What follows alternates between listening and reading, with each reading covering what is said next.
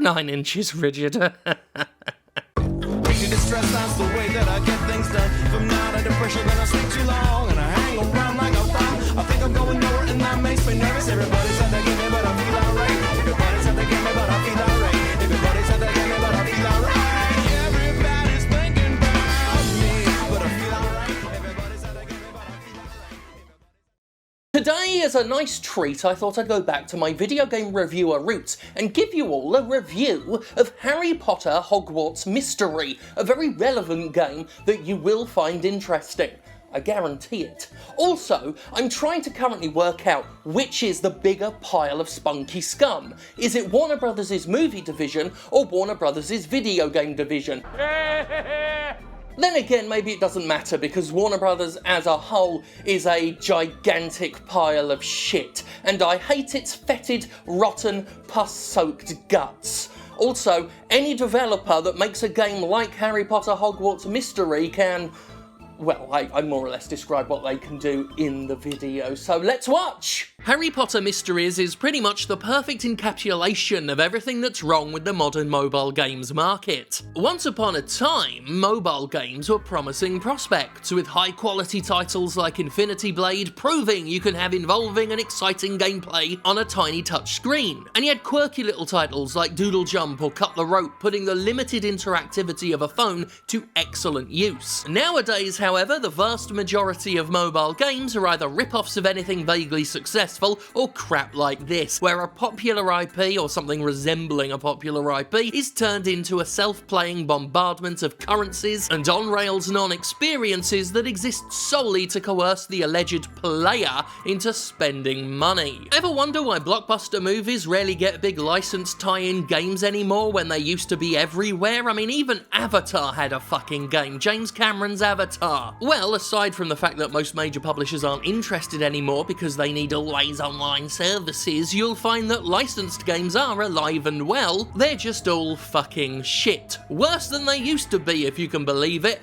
and they're almost all like Harry Potter Pistory. So here's how Harry Potter Misery starts. You're just assaulted with a linear series of meaningless tasks that rush you through the basics, gaining currencies that you don't even know the purpose for. Pretty much all these types of games are like this to begin with. The gameplay is so limited that learning how to play it or not doesn't actually matter. What matters is rushing you through everything and giving you a full sense of investment by wasting your time and giving you meaningless bullshit coins so that you feel like you've earned something and therefore need to capitalize on it. A real tutorial where you learn as you play would take too much time before the game starts begging for cash, so they do a quick rush job of it, and again, it doesn't matter. They don't, however, want you to just start the game without some sort of tutorial, because otherwise they'd be begging for cash immediately, and that would be a bad look. So quote-unquote tutorials in these mobile games aren't really about teaching you the game, since the game is just tapping on prompts anyway. It's really an illusion to make the game feel more involved and complex than it is, while making the player just invested enough that they'll be more amenable to spending cash when the sales pitch finally reveals itself. Which it does after about 10 minutes, where you're thrust into a situation where a vine is strangling your character and you're holding your phone watching the most amazing scene unfold. Harry Potter Mysteries makes you pay money to spend energy or otherwise watch a child being strangled for 20 minutes. You get 1 energy every 4 minutes, and any action in the game costs multiple amounts of energy. So if you want to complete a task immediately, you better pay real-world money to get more of that energy. And this Harry Potter game for children thought the best way to introduce microtransactions to children was to let the children watch their child avatar get strangled. Now, the game industry isn't known for subtlety, but literally throttling a child for money is about as on the nose as you can get when it comes to statements about microtransactions. Anyway, if you wait the 20 minutes, it's more mindless tapping on shit for a few more minutes until you finally start a proper Hogwarts lesson at the mystical, wondrous, wizarding world of Harry Potter. Oh no, sorry, you get stuck waiting again. Even longer now. Waiting and waiting. Not even to play a game, but to tap on bars over and over again to level up nebulous meters and gain pointless fucking currency.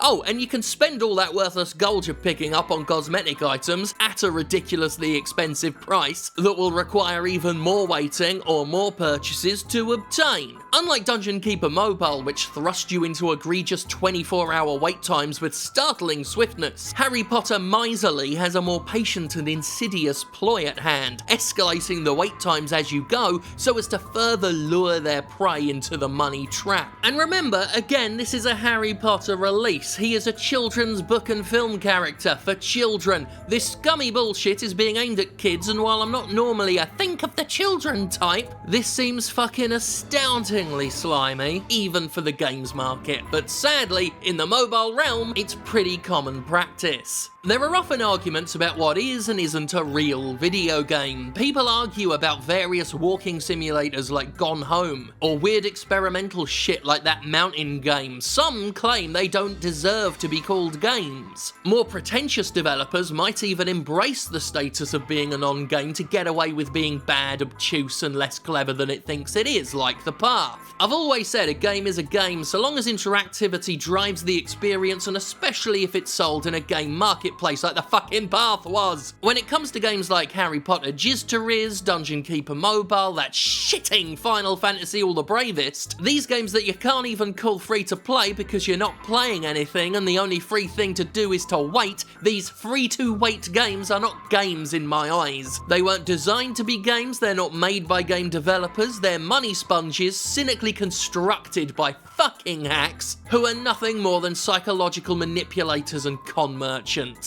Look at this, look at this! I used up all my energy by listening and wondering, and now I'm working up the energy to smile. My character doesn't have enough energy to smile because he listened too hard. What the fuck? Anyway, let's look at what happens when you finally summon the Herculean strength to smile.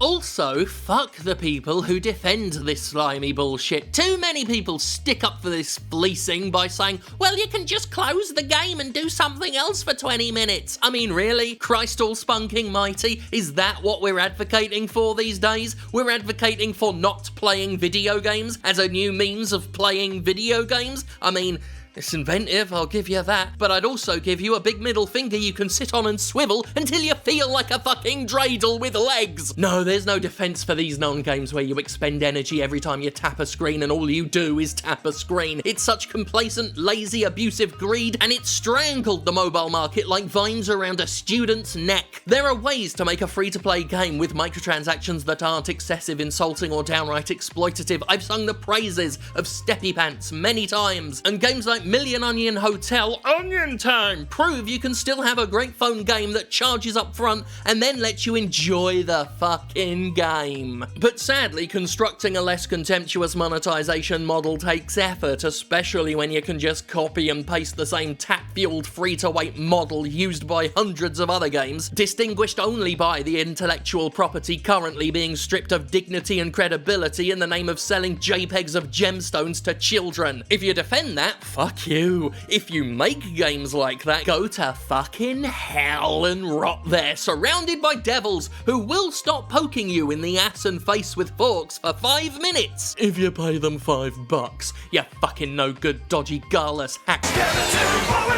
So here's fun, get a load of this fucking shit, right? Harry Potter Hogwarts Mystery has a second timer. You may have noticed in the video footage, there was a timer counting down in terms of hours instead of minutes. That is the time limit every single task in Hogwarts Mysteries has. And if that timer gets to 0, the task that you're in the middle of, whatever lesson or challenge you're doing, even if you've progressed through it, resets. So you have to start it all over again, spend the energy all over again, get told to wait all over again, and the aim, of course, is to make the player impatient enough to finally crack them and get them to spend cash. It's fucking disgusting. Warner Brothers and the no-name shitty developer that made this game, fuck right off. Also, Warner Brothers, just for you, I do say it is rather fitting that you, of all companies, have the Harry Potter license, because you somehow managed to make morals and ethics disappear, whether it's making video games with scummy practices or, say, circumventing certain labour rules while making your movies. You piece of shit, you fucking cock end. Fuck you, thank God for me, and that'll do.